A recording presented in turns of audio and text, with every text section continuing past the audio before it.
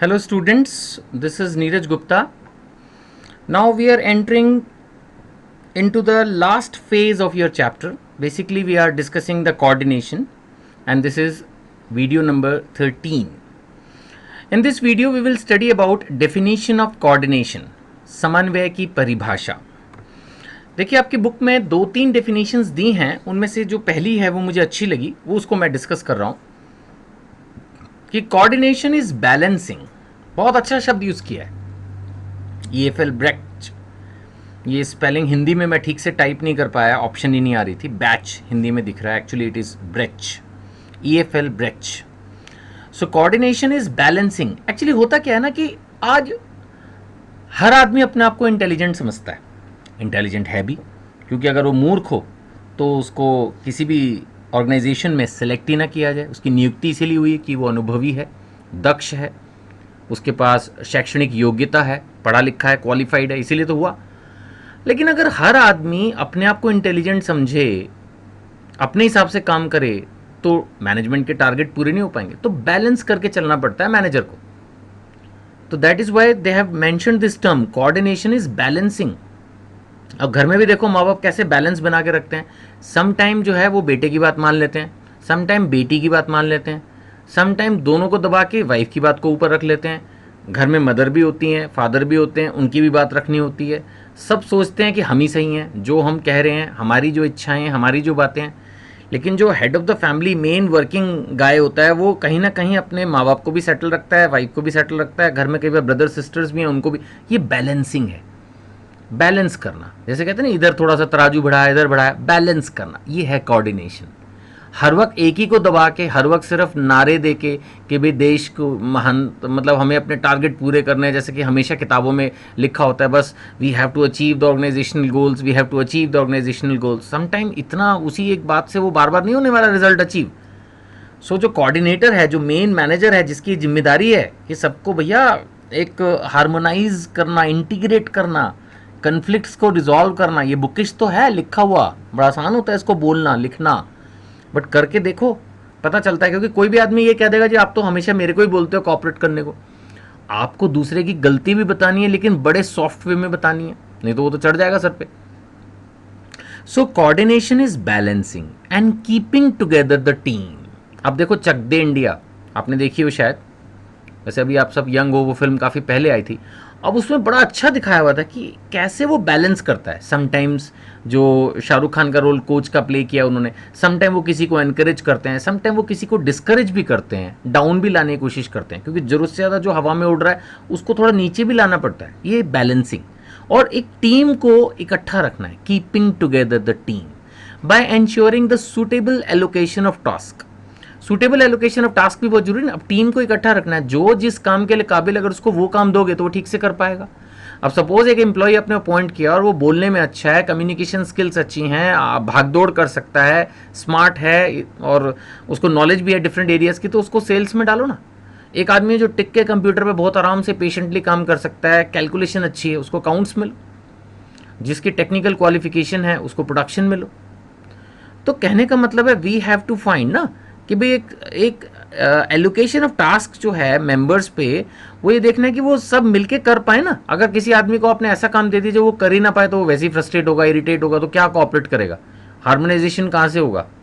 अब जैसे मैंने पिछली वीडियो में एग्जांपल लिया था कोऑर्डिनेशन में कि म्यूजिक डायरेक्टर हार्मोनाइज करता है. अब एक आदमी अगर तबला अच्छा बजा सकता है, ढोलक अच्छी बजा सकता है, उसको जबरदस्ती वायलिन पकड़ा दोगे तो काम वैसे ही नहीं करेगा ठीक, बेशक उसको वो थोड़ा बहुत वो भी आता हो. तो right man for the right job को भी तो ध्यान में रखते हुए कोऑर्डिनेशन, क्योंकि ओवरऑल कोऑर्डिनेशन तो तभी बनेगा ना जब सब मिलके प्रॉपर्ली काम करेंगे, कोऑपरेट करेंगे.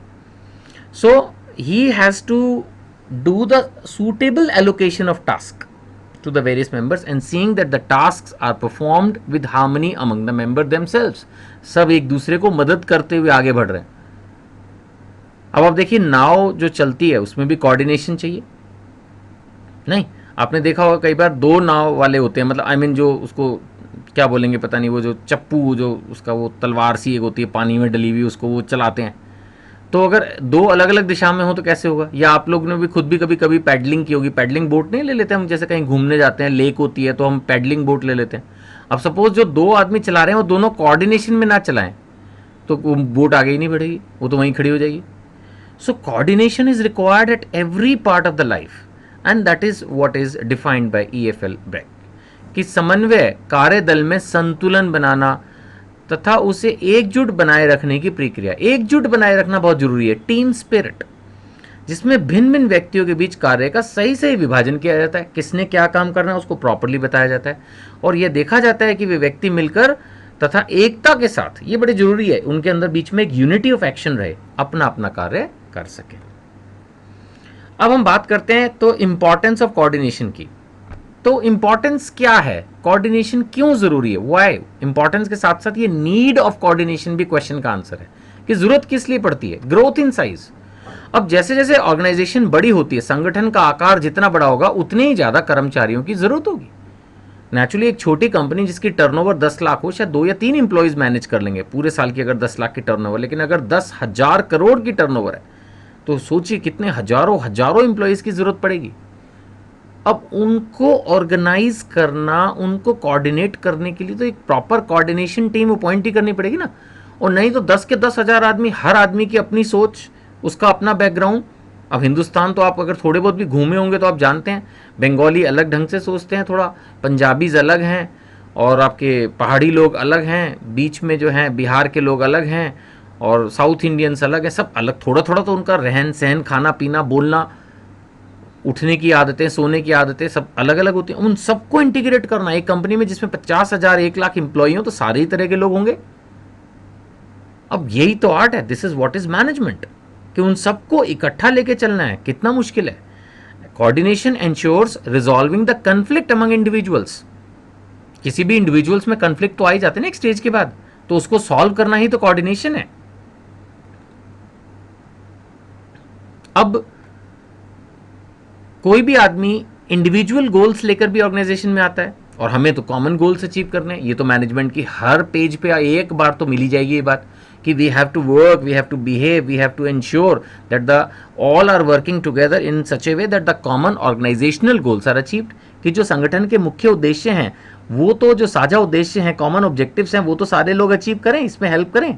ये तो जरूरी है ना. अब अगर इतनी बड़ी ऑर्गेनाइजेशन होगी, सब अलग अलग तरह के लोग हैं, कोई ज़्यादा काबिल है, कोई कम है, एक बात कर रहा हूँ, किसी की स्पीड किसी भी सेंस में ज़्यादा है, किसी भी कम है, उन सबको एक टीम के रूप में लेके चलना कोई इतना आसान काम तो है नहीं.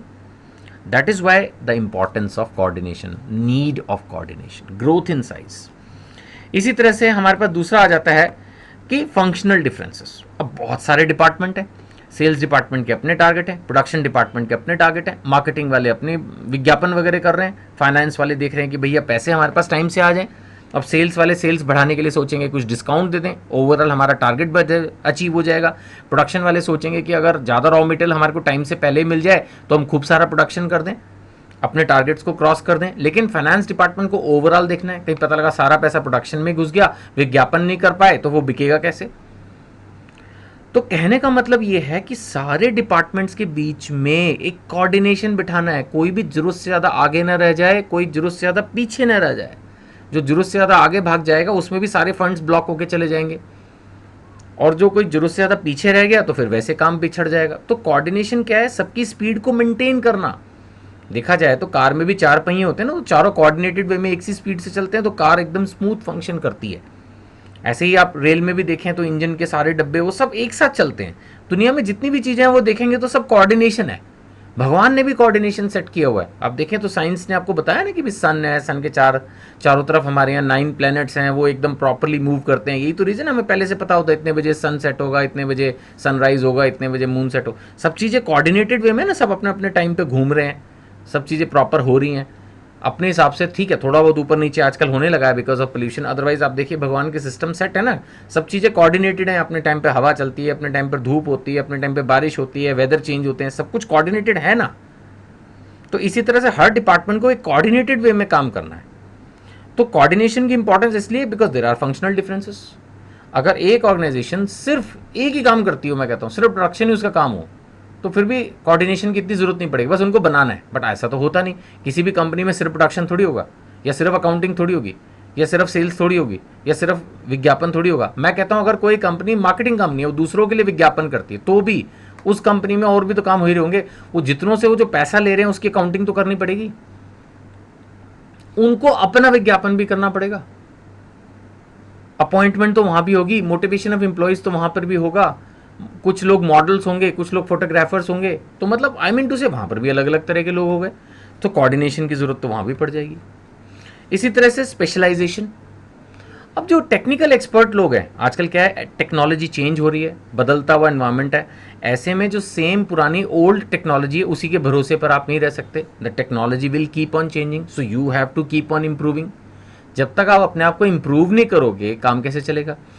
ठीक है जी, अब अपने आप को इम्प्रूव करना है तो स्पेशलिस्ट अपॉइंट कर लो रिस्पेक्टिव एरियाज के, उससे काम बहुत बढ़िया हो जाता है। लेकिन ऐसा किताबें सभी लिख रही हैं कि जो स्पेशलिस्ट हैं वो अपने ही दिमाग के होते हैं। नेचुरली जो आदमी एक्सपर्ट है वो दूसरे की राय इतनी जल्दी सुनेगा नहीं।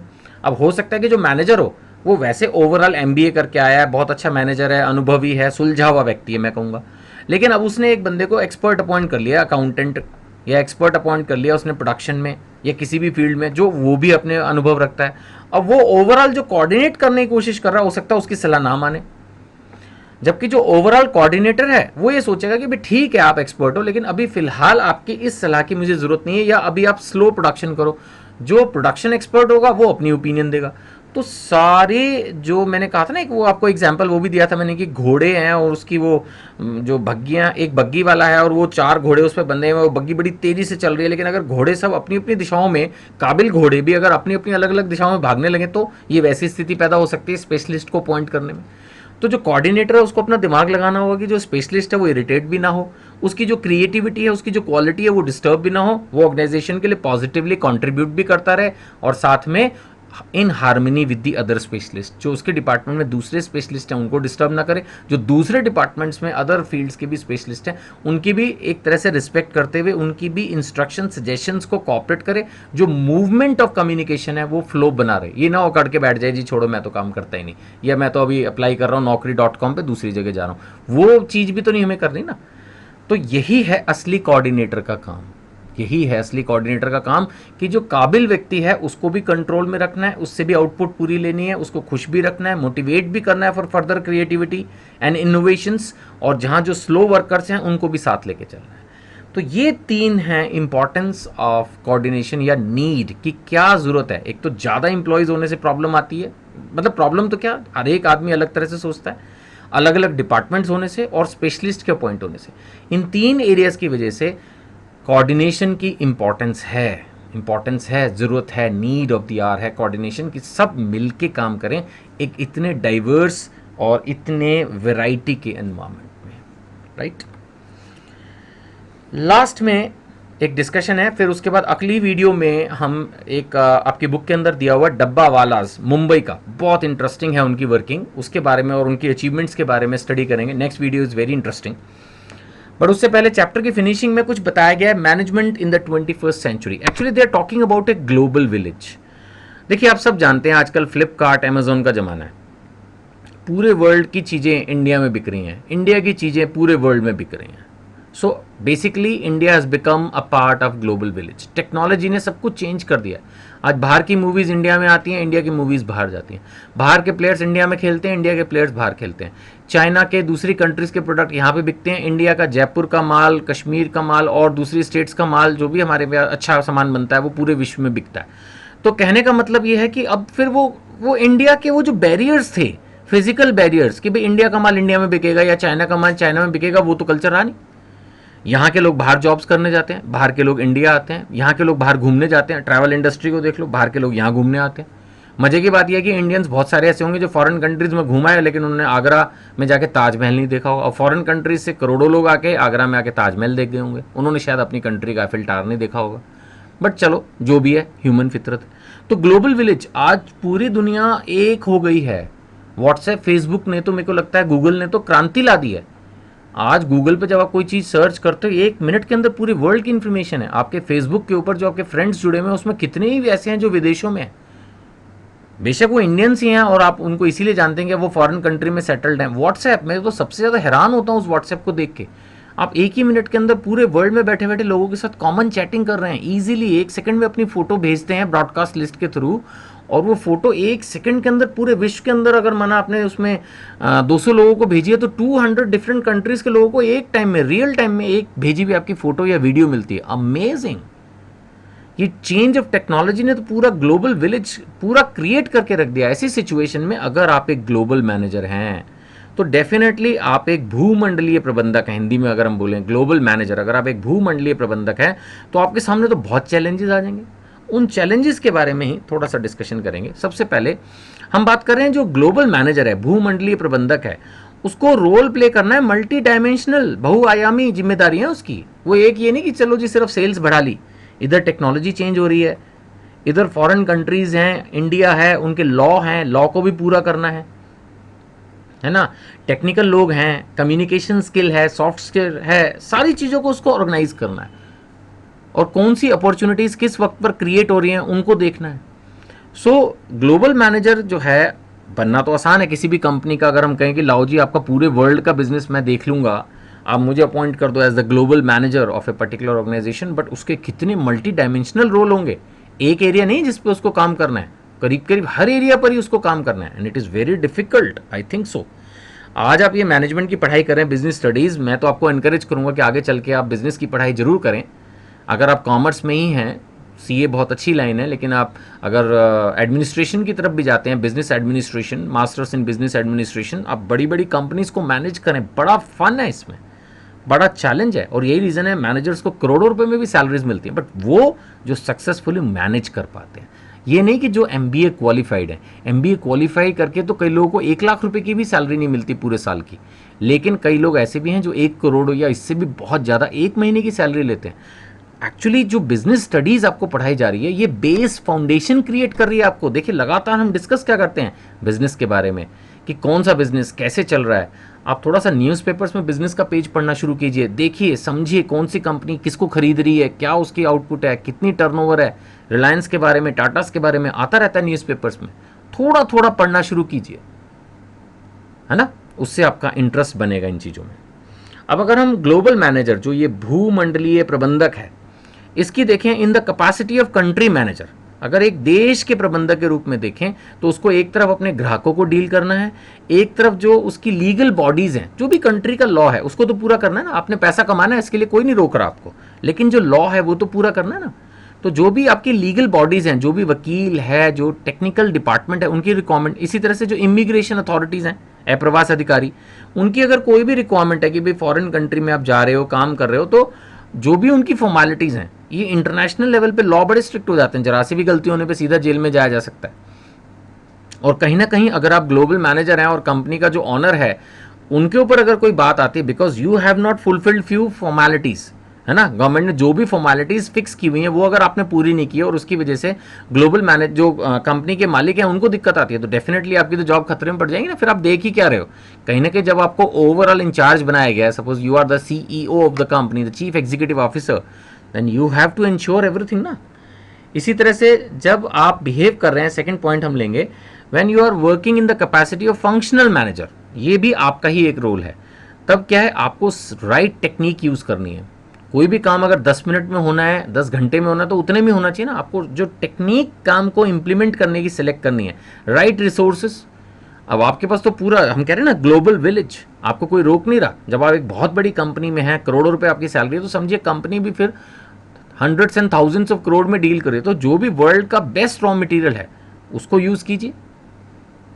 सॉफ्टवेयर प्रोजेक्ट्स हैं जो, देखिए आपका कंपटीशन यहाँ क्या लिखा है, you have to compete at international level. एक ग्लोबल मैनेजर को बेसिकली इंटरनेशनल लेवल पे कम्पीट करना है, that is the main issue, that is the main issue.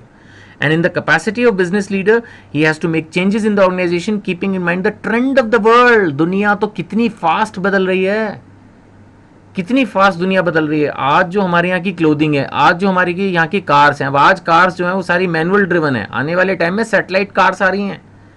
आज हमारे जो फोन्स हैं ये भी चेंज होने हैं, स्मार्टफोन्स और स्मार्ट होते चले जाएंगे आने वाले टाइम में। सब कुछ तो बदल रहा है, लोगों की food habits, eating habits, sleeping habits, everything is changing. और स्पेशली हम इंडिया में इस सब्जेक्ट को पढ़ रहे हैं। वर्ल्ड आमतौर पर ये जितनी भी फॉरेन कंट्रीज हैं, फॉरेन सिटीज़ हैं, वो इंडिया से आगे हैं। तो जो ग्लोबल मैनेजर है उसको एज ए बिजनेस लीडर उन सब चीज़ों को समझना होगा, पढ़ना होगा और वहाँ से बिजनेस इंडिया में खींच के लाना होगा। क्योंकि एक इंडिया बहुत बड़ा आउटसोर्सिंग हब भी है कि वहाँ की जो चीज़ें हैं वो हम इंडिया में यूज़ करते हैं। और इंडियंस जो हैं वो बहुत अच्छे मैं कह सकता हूँ कि एक डेस्टिनेशन है फॉरेन कंट्रीज़ के लिए, क्योंकि हमारे यहाँ पर क्या अपॉर्चुनिटीज़ के नाम पर यहाँ पर लेबर काफ़ी है। मतलब India is a populated country, यहाँ पर लोग ज़्यादा हैं और यहाँ पर लैंड भी काफ़ी है, इंडिया एक बहुत बड़ी कंट्री है। तो इन चीज़ों को यूज़ करना है। थोड़ा टेक्नोलॉजी वाइज इंडिया पीछे है, तो जो ग्लोबल मैनेजर होगा वो क्या करेगा कि वो फॉरेन कंट्रीज से बेस्ट टेक्नोलॉजी को हायर करेगा और इंडियन रिसोर्सेज को, इंडियन ह्यूमन रिसोर्सेज को स्पेशली यूज़ करके पूरे वर्ल्ड में अपना झंडा फहराने की कोशिश करेगा। That is like the real business leader, right. So I have tried my best to cover this chapter. अभी मैंने जैसा आपको कहा डब्बा वालास के बारे में एक वीडियो हम कवर करेंगे एंड देन हम लेंगे हॉट्स के क्वेश्चन, क्योंकि आजकल आपके एग्जाम के अंदर प्रैक्टिकल क्वेश्चन ज़्यादा आ रहे हैं और मज़ा भी उसी को आता है पढ़ के। बाकी जो सिंपल क्वेश्चन हैं वो तो आप तैयार कर ही सकते हैं, किसी क्वेश्चन में दिक्कत महसूस करें तो मुझे कॉन्टैक्ट करिए, ठीक है। चलिए, थैंक यू सो मच।